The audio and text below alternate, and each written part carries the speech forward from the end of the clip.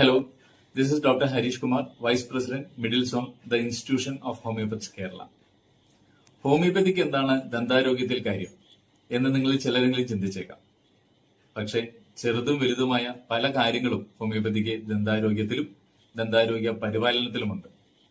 അതിൽ ചിലത് പലപ്പോഴും ഹോമിയോപ്പതി ഡോക്ടർമാർ ഹോമിയോപ്പതി മരുന്നുകൾ കഴിക്കുന്ന വ്യക്തികളോട് ചില സമയനിഷ്ഠ പറയാറുണ്ട്.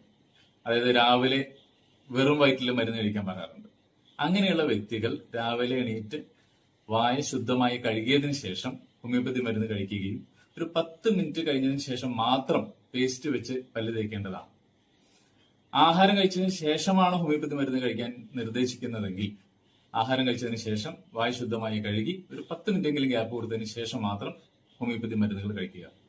ഇതിന് കാരണം ഹോമിയോപ്പതി മരുന്നുകൾ അന്നനാളത്തിൽ ചെന്ന് അവിടുന്ന് ബ്ലഡ് സ്ട്രീമിലേക്ക് കടന്നിട്ടല്ല ഹോമിയോപ്പതി മരുന്നുകളുടെ ഫലപ്രാപ്തി നമുക്ക് ശരീരത്തിൽ കിട്ടുന്നത്. മറിച്ച് നമ്മുടെ വായിൽ അലിയിച്ച് കഴിക്കുന്ന മരുന്നുകൾ ഞരമ്പുകളിലൂടെ നാഡീവ്യൂഹത്തിലെത്തുകയും അതിലൂടെയാണ് ഹോമിയോപ്പതി മെഡിസിൻസിന്റെ ആക്ഷൻ നമുക്ക് കിട്ടുന്നത്.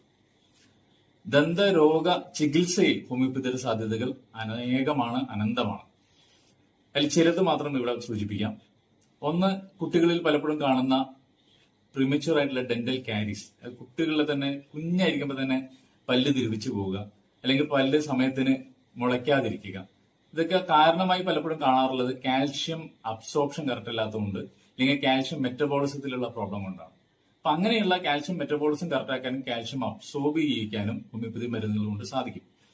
അതുപോലെ തന്നെ വിസ്ഡം ടീത്ത് സമയത്തിന് ഇറപ്റ്റ് ചെയ്തില്ലെങ്കിൽ ശക്തമായ വേദന ഉണ്ടാകാറുണ്ട്. അതിന് ഡെന്റിസ്റ്റുമാർ സർജിക്കൽ ഇന്റർവെൻഷൻ ചെയ്യും. പക്ഷെ അതിന് മുമ്പുള്ള സിറ്റുവേഷൻസിൽ ഹോമിയോപ്പതി മരുന്നുകൊണ്ട് വേദന കൺട്രോൾ ചെയ്യാൻ സാധിക്കും. അതോടൊപ്പം തന്നെ ചില വ്യക്തികളിൽ അലോപ്പതി മരുന്നുകൾക്ക് അലർജിക് റിയാക്ഷൻസ് ഉണ്ടാവാറുണ്ട്, പ്രത്യേകിച്ച് വേദന സംഹാരികളൊക്കെ. അപ്പൊ അങ്ങനെയുള്ള കണ്ടീഷൻസിലേക്ക് ഹോമിയോപ്പതി മരുന്നുകൾ വളരെയേറെ ഉപകാരപ്രദമായി കാണുന്നുണ്ട്. അതുപോലെ തന്നെ കുട്ടികൾക്ക് പലപ്പോഴും അലോപ്പതി മരുന്ന് കൊടുക്കുന്ന അത്ര എളുപ്പമല്ല. അങ്ങനെയുള്ള സാഹചര്യത്തിലും ഹോമിയോപ്പതി മരുന്നുകൾ വളരെയേറെ സഹായകരമാണ് നമ്മുടെ രോഗികൾക്ക്.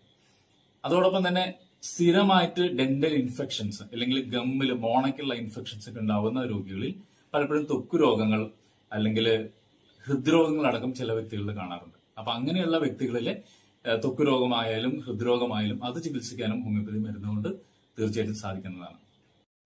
So on behalf of the institution of homeopaths Kerala IHK, I extend wholehearted appreciation and good wishes to Indian Dental Association Greater Cochin Chapter for their project Prerana, a week-long awareness program on National Public Health Dentistry Day. All the very best. Thank you very much.